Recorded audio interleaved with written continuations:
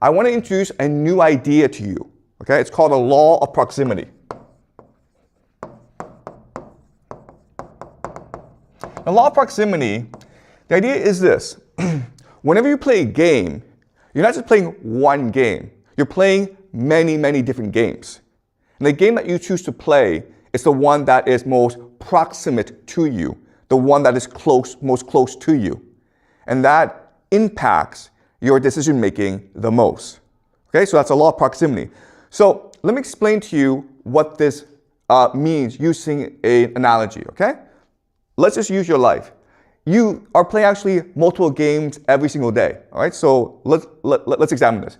The first game you play, of course, is the family game, right? So you might have parents and you have siblings, okay? And the game you're playing, of course, is to win attention from your parents. And to do so, depending on who your siblings are, you might use different strategies, including doing well in school or being a pain in the ass. Unfortunately, my kids choose to be a pain in the ass, okay? Yes. The parents are playing another game, which is social prestige, right? So they're competing against other parents to have the best family possible, all right? So, and then not only do you play a game at home, but you also play games at school, right? Right? So when you go to school, you're competing against your classmates for attention and popularity, but you're also playing a game in school to get the best grades so that you can get into a good college, right? Then you go to work, where you're competing in order to win the favor of your boss and to be popular among your colleagues. Then you play a city game where you live in Beijing and you want Beijing to be better than maybe Shanghai or Shenzhen, okay? And then you play a game of maybe a nation where you want China to be stronger than Japan, okay? So as you can see, every single day you're playing multiple games, even though you may not recognize it. And again, what's important is the game that is most important to you is a game which you are most close to, right? The one that you can see in front of you. Okay, does that make sense? Okay, but this is also true for nations as well, where we think that the game is between nations. But really, the game is within nations. And the conflict within nations is the one conflict that determines how nations behave against each other. All right, so today what we will do is we will look at 3 examples of this, okay? We will look at the civil conflicts in America, in Israel, and in Iran to figure out why they behave the way they do, and then figure out how this war will progress. Okay, so clearly there is a civil conflict right now in America. Okay, you have the Democrats and you have the Republicans. Now what's odd is that even though these 2 different political parties are at war with each other, they both support the war because their calculus is different. Okay, so why do the Democrats support this war? Well, it's because they believe that this war will be extremely unpopular in America, which will allow the Democrats to dominate in the midterms in November and then win the presidential election in 2028. And they believe that this war will be so unpopular, it will destroy Donald Trump and allow the Democrats to rule forever. It will basically destroy the Republican Party. All right? And so that is your strategy. And if you think about it, it actually makes a lot of sense.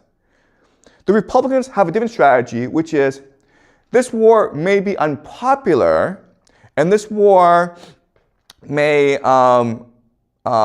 make America lose, but it's okay. Why? Because in a time of war, the president has something called the Emergency Powers Act, okay? Emergency powers.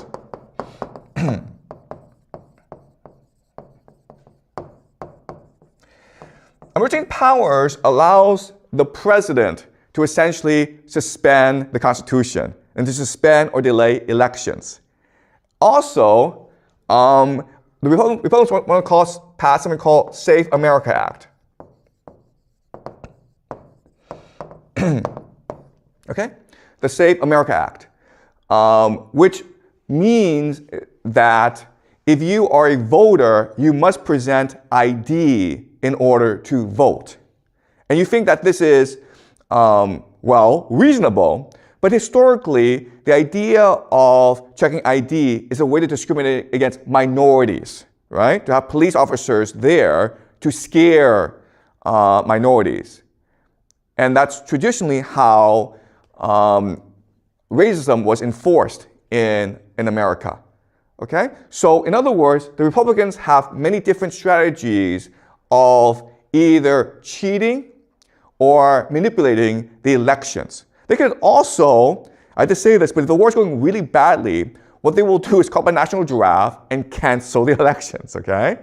All right? So these are two different strategies going on. But as you can see, this is not really about America defeating Iran. This is really about the Democrats or Republicans trying to obtain power and keep it, okay?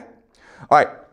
But what's important for us to understand is that it's not just about the Democrats and Republicans at war with each other. There's actually a much deeper divide in America, okay? And this divide is a conflict between the elite and the counter-elite. Remember how we introduced the idea of elite overproduction, right? This is the Peter Turchin idea. And he argues that what leads to civil war is that you have too many elite who want to be the ones in power. Power is a zero-sum game, and therefore, when you have elite overproduction, they have to go to war against each other in order to have the power. Okay? And so, what's going on? Who are the elite and who's the counter-elite? Well, I mean, to put it very simply, the Democrats represent the elite, and the Republicans represent the counter-elite, okay? So, basically, the elite is the empire. And counter-elite is MAGA, which is America First. And so they have two different ideals for America. The empire is to maintain the current global order, right? And MAGA is to retreat back into the Western Hemisphere and focus on Americans' core national interests. Right. They're also divided into finance and AI. Okay? So in other words, Wall Street are the main backers of the current elite, and then Silicon Valley are the main backers of the counter elite. Okay? So these people are interested in maintaining the status quo. They are interested in a revolution, right? And so this is the main divide in America that will eventually lead to a civil war, like an actual civil war, okay? But right now, they're fighting over foreign policy. So I will discuss this more in the future, okay? But I present to you now. So let me give you a concrete example of why they're fighting. Why are people in finance fighting with people in AI? And there's a very good reason. Because if you're able to control Washington, D.C., if you're able to control the levers of government, you're able to make a lot of money for yourself, okay? So let's look at this concretely. Okay, what people don't really understand is that both finance and AI are bubbles that will burst. They're parasites, okay? So finance is a parasite because there's something called a private credit bubble, all right? Private credit bubble, the idea of private credit is very simple. Rather than banks issuing loans to companies, companies privately issue loans to other companies. And you would think that these companies would be very careful with who they lend to and how much they lend to, right? That's not true though, okay? Why? Because in 2008, these banks destroyed the global economy and the American government bailed them out, right? They suffered no consequences. This idea of moral hazard. If you do not suffer consequences for your stupidity, well, you're just going to be more stupid in the future, okay? So these companies believe that we control Washington, D.C., therefore we can be as risky and stupid as we want. So they're giving out lots and lots of silly loans to companies because they collect a fee for these loans, right? And then when these loans don't actually work out, meaning the companies go bankrupt, what they do is they say, oh, we'll lend you some more money to keep afloat, okay? So now this problem has reached about $2 trillion.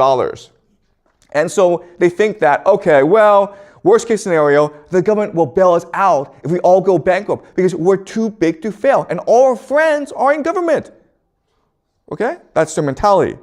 And in 2008, that worked. But there's a problem today, which is there's also another group that's doing the same crap, okay? And it's called the AI bubble. All right, so if you look at AI bubble, you've got companies like Microsoft, OpenAI, Oracle, NVIDIA, okay, lots and lots of different companies. And the way they operate is they just lend money to each other, okay? It's like, I give you $1 billion, then you give me $1 billion, and now we have $2 billion. Okay? It's a circle jerk. And it's getting a lot of money from the GCC and other investors. The problem, of course, is what's happening in the war, right? So if the GCC can no longer put more money into this bubble, then eventually this bubble will have to burst. But they're like, that's okay. Why? Because we control Trump. We control the White House.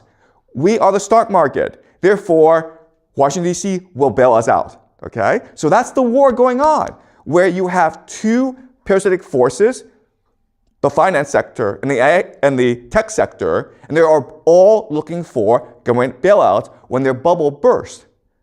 But the government doesn't have infinite money. It can only bail out one side, right? So they're going to fight over with the government. They're going to fight over who bails who out, okay? If the Democrats can win the House and the presidency in 2028, then the private credit people will get bailed out. But if Trump and his people stay in power in 2028, then the AI people will get bailed out, okay? So that's the civil war going on in America right now. We'll discuss this more later in the future, but I just present to you right now, okay? And then, of course,